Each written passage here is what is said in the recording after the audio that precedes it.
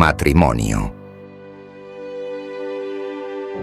A fin de ser un buen cristiano, uno tiene que resolver de forma completa todos los asuntos fundamentales. Si existe algún problema básico que todavía no haya sido resuelto debidamente, ya sea que se trate de la familia o de la ocupación, llegará el momento en que los problemas regresarán. Mientras haya algún asunto que no haya sido resuelto, un cristiano no podrá seguir una senda recta delante del Señor.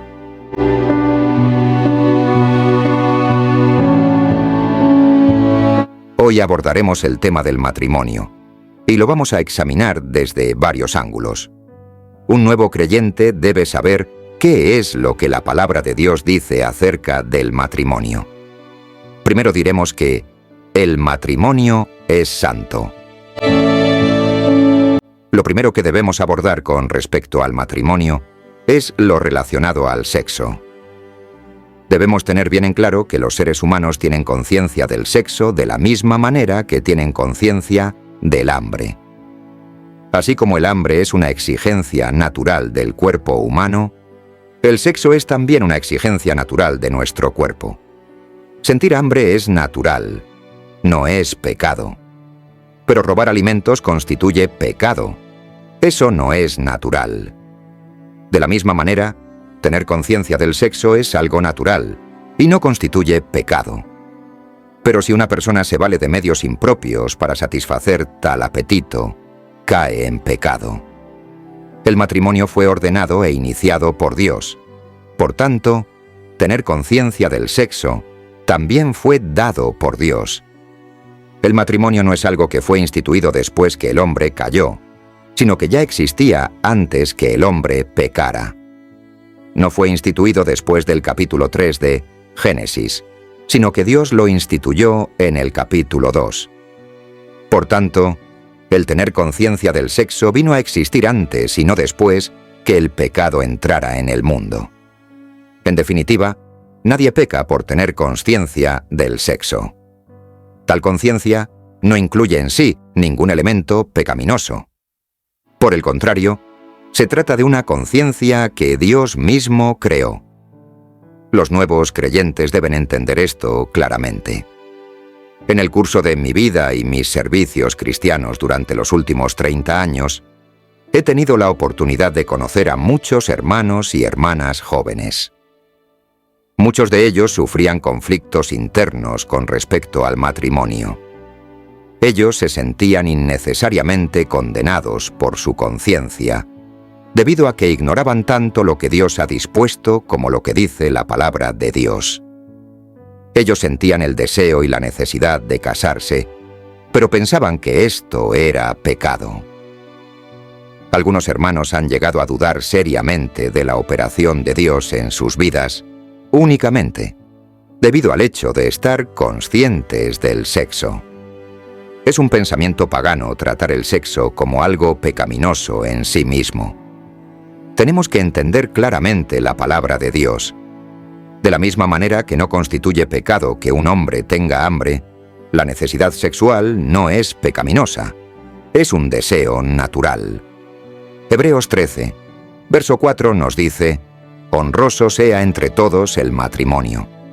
El matrimonio no solo es honroso, sino incluso santo. Dios considera el sexo no solamente natural, sino también santo. El doctor Meyer, un colaborador del evangelista Moody, escribió muchos y muy buenos libros para la edificación de los cristianos. Él dijo en cierta ocasión: únicamente la más inmunda de las mentes podría considerar el sexo como algo inmundo. Me parece que está bien dicho. El hombre asocia ideas inmundas con el sexo, debido a que él mismo es inmundo. Para los puros, todas las cosas son puras. Mas para los contaminados todo es contaminado, pues su mente y conciencia están contaminados. Debemos darnos cuenta de que el matrimonio es limpio. Una relación sexual, como fue ordenada por Dios, es santa, limpia e incontaminada.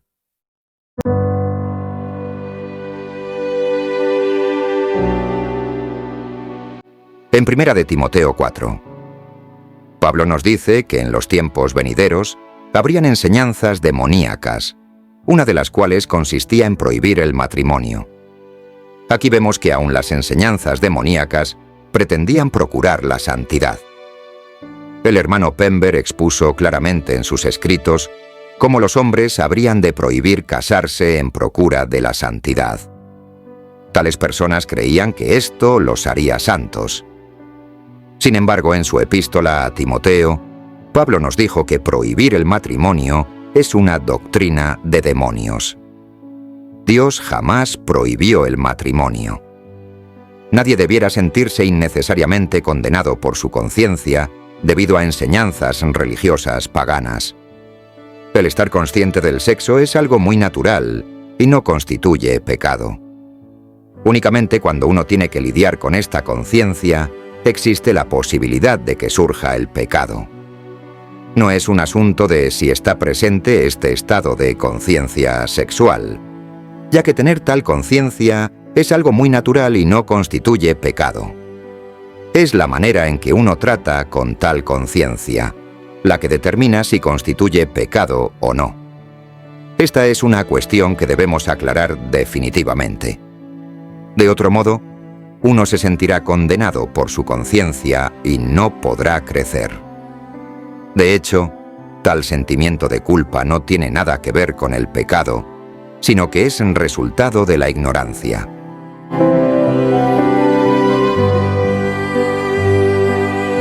Los elementos básicos de un matrimonio. Ayudarse mutuamente. El matrimonio ha sido dispuesto por Dios. En Génesis, Dios dijo que no era bueno que el hombre estuviera solo. Además, Dios dijo que todo cuanto había creado era bueno. Él proclamó que todo lo que había creado era bueno, a excepción del segundo día. El único motivo por el cual Dios no dijo lo mismo del segundo día fue porque el firmamento era el lugar donde se encontraba Satanás. Además de proclamar que todo lo que Él creó era bueno, Él dijo explícitamente que algo no era bueno. En el sexto día, al crear al hombre, Dios dijo: «No es bueno que el hombre esté solo». Génesis. Con esto no estamos sugiriendo que el hombre no haya sido creado bien. Lo único que esto significa es que no era bueno que el hombre estuviese solo, es decir, que sea un hombre solo. En ese tiempo, solo la mitad del hombre había sido creada. Dios formó una ayuda idónea para Adán el sexto día. Eva fue formada también en el sexto día, y ese mismo día, Dios trajo Eva a Adán. Ella fue formada con el propósito de que se casaran. Las palabras ayuda idónea significan adecuada para dar la ayuda debida. En hebreo, esta expresión significa alguien que le hace juego, una pareja, alguien que brinda la ayuda correspondiente. Al considerar Génesis 2, verso 18, muchos lectores de la Biblia piensan que cuando Dios creó al hombre, Él creó a un hombre y a una mujer. Sin embargo, la Biblia únicamente dice que Dios creó al hombre. Su creación del hombre fue su creación de varón y hembra. El varón y la hembra conformaban un hombre completo. Era como si al comienzo Dios hubiese creado la mitad del hombre, y luego, cuando vio que este hombre era solamente una mitad, hizo la otra mitad. Las dos mitades fueron unidas a fin de llegar a ser una unidad completa. Únicamente cuando las dos mitades fueron unidas, el hombre fue completo. Por esto Dios no dijo que era bueno, sino hasta después de haber formado a Eva. Esto nos muestra que el matrimonio no fue instituido por el hombre, sino por Dios. La institución del matrimonio no vino después, sino antes de la caída del hombre. El hombre no pecó el primer día que fue creado, sino que ese día él se casó. El mismo día en que Dios formó a Eva, Él se la entregó a Adán. Esto no fue algo que sucedió después que el hombre pecó. Así pues, Dios mismo fue el que inició el matrimonio. En Génesis 2 vemos el matrimonio en la creación de Dios. En Juan 2, al comienzo del ministerio del Señor Jesús, Tenemos el matrimonio en Caná, en el cual el Señor cambió el agua en vino. Aquí vemos que no solo el Señor permite el matrimonio, sino que lo aprueba y lo endorsa. Él no solo asistió a las bodas, sino que aún las realzó y las mejoró. Es claro que el matrimonio fue iniciado por Dios y, en especial, fue aprobado por el Señor Jesús. Por lo tanto, esto es algo completamente de Dios. Aquí vemos la posición que ocupa el matrimonio ante Dios.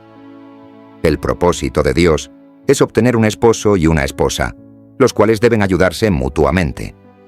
Por tanto, Dios llamó a la esposa de Adán ayuda idónea. En hebreo, esta expresión quiere decir adecuada para ayudar. Aquí descubrimos que el deseo y el propósito de Dios es que el hombre viva de manera corporativa, que tengan comunión mutua y que se brinden una ayuda mutua. Este es el propósito de Dios.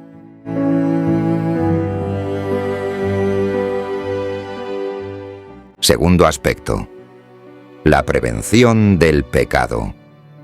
En el Antiguo Testamento Dios instituyó el matrimonio antes que el pecado viniera al mundo. En el Nuevo Testamento Pablo dijo que el matrimonio no solamente es permitido, sino que además es necesario debido a la presencia del pecado. Eso lo vemos en 1 Corintios capítulo 7. El matrimonio puede prevenir el pecado. Por esto Pablo dijo que los hombres deben tener sus propias esposas y las mujeres sus propios maridos, con el fin de prevenir el pecado de la fornicación. Pablo no condenó como pecado el estar conscientes del sexo. Al contrario, él indicó que tanto el varón como la mujer deberían casarse a fin de prevenir el pecado. Pablo fue quien afirmó que no debíamos proveer para la carne. Pero a alguien que constantemente comete el pecado de soberbia, Pablo jamás le diría: puesto que usted siempre está cometiendo el pecado de soberbia, vaya a su casa y manifiéstela allí, a fin de que no la manifieste en ningún otro lado. Si manifiesta su soberbia en un lugar, tal vez no vaya a manifestarla en otros lugares. Decir algo así hubiese sido proveer para la carne. Dios jamás estaría de acuerdo con su altivez, ni con hacer algún arreglo para que usted pueda manifestar su soberbia. Consideremos a una persona que le encanta robar. Usted no debe decirle: puesto que no puedes dejar de hurtar, te permitiré robar lo que pertenezca al hermano fulano de tal, y así no robarás a los demás. Uno no puede decir tal cosa. Más bien deberá decirle: definitivamente no puedes robar. Robar es definitivamente un pecado, y nosotros no deberíamos hacer provisión alguna para ello. Caer en la soberbia es ciertamente un pecado, y no podemos hacer provisión para ello. Pero en un sentido absoluto, el sexo no es pecado. Por esto los hombres deben tener sus propias esposas y las mujeres sus propios maridos. Si no entendemos esto, podríamos pensar que las palabras de Pablo tenían como objetivo hacer provisión para la carne. Pero sabemos que el apóstol no hizo provisión alguna para la carne. Por tanto, jamás podríamos considerar que el matrimonio constituye pecado. El matrimonio no es la provisión hecha por Dios para la carne. Nuestro deseo es colocar el matrimonio en un plano muy elevado. Se trata de algo santo y que fue ordenado por Dios mismo. Debido a que el pecado ha entrado, el matrimonio es necesario, y éste es capaz de prevenir el pecado. Esto no es hacer provisión para la carne. Existe una diferencia muy marcada entre ambos. En primera carta a los Corintios capítulo 7, Pablo habló del matrimonio. Él comenzó diciendo que la esposa no tiene autoridad sobre su propio cuerpo y que el marido no tiene autoridad sobre su propio cuerpo. La enseñanza de Pablo es bastante clara e inequívoca. A menos que sea con el propósito de dedicarse a ministrar al Señor, el esposo y la esposa no debían separarse. Esto previene la fornicación. A fin de impedir la fornicación, Dios dispone que el varón y la mujer se casen y no se separen. Pablo utilizó palabras muy claras para hablar de aquellos cuyo deseo sexual es muy intenso. Él dijo que los tales deben casarse a fin de evitar estarse quemando. Él no reprendió a tales personas. Pablo no dijo: es erróneo que tengan un deseo tan intenso. Han pecado por sentir un deseo tan intenso. Por tanto, tienen que hacer alguna provisión para su carne. En lugar de ello, él dijo: si tu deseo es muy intenso, debes casarte. Es mejor casarse que seguir viviendo con un deseo tan intenso. La palabra de Dios es muy clara con respecto a esto. El estar conscientes del sexo no constituye pecado. Incluso un deseo sexual muy intenso no es pecado. Pero Dios ha dispuesto que aquellos que tienen una conciencia del sexo intenso se casen. Ellos no debieran abstenerse del matrimonio para luego caer en pecado. Esto es lo que el Señor nos ha mostrado.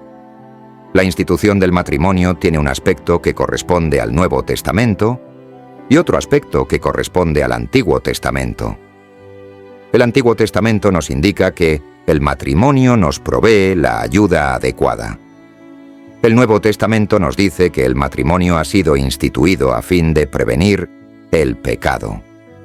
Uno de los aspectos del matrimonio cristiano actual es proporcionarle a los cónyuges una ayuda mutua, y el otro aspecto es la prevención del pecado.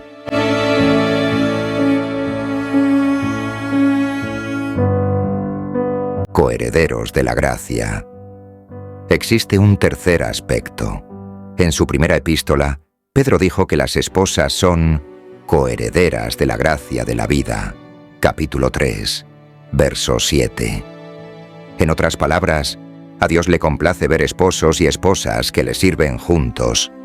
Dios se deleitaba al ver que Aquila y Priscila le servían juntos, al ver que Pedro y su esposa, Judá, y su esposa, le servían juntos. Por tanto, existen tres elementos básicos que componen un matrimonio cristiano. En primer lugar está la ayuda mutua. En segundo lugar, la prevención del pecado. Y en tercer lugar, el hecho que dos personas unidas en la presencia de Dios, juntas, heredan la gracia. Uno no debe ser un cristiano solitario, sino un cristiano junto con otra persona. Uno no debe heredar la gracia solo, sino que debe hacerlo junto con otra persona.